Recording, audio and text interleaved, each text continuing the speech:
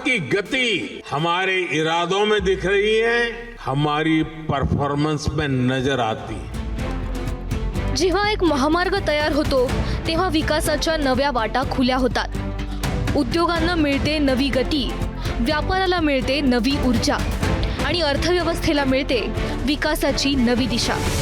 म्हणूनच पंतप्रधान नरेंद्र मोदी यांच्या नेतृत्वाखाली देशात रस्ते, रेल्वे, मेट्रो, बंदरे आणि कनेक्टिव्हिटीच्या विकासाला विशेष प्राधान्य देण्यात आलंय।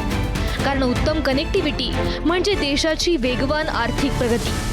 आज देशात 1143 किलोमीटरहून अधिक मेट्रो नेटवर्क कार्यरत असून 936 किलोमीटर मेट्रो मार्गांचं बांधकाम प्रगतीपथावर सुरू आहे।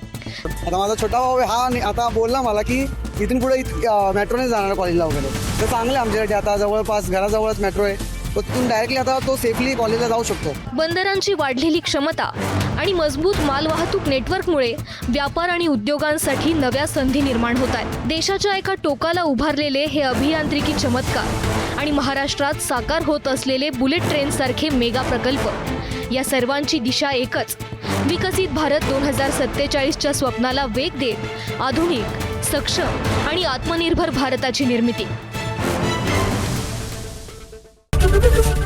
एबीपी माझा, उघडा डोळे बघा नीट।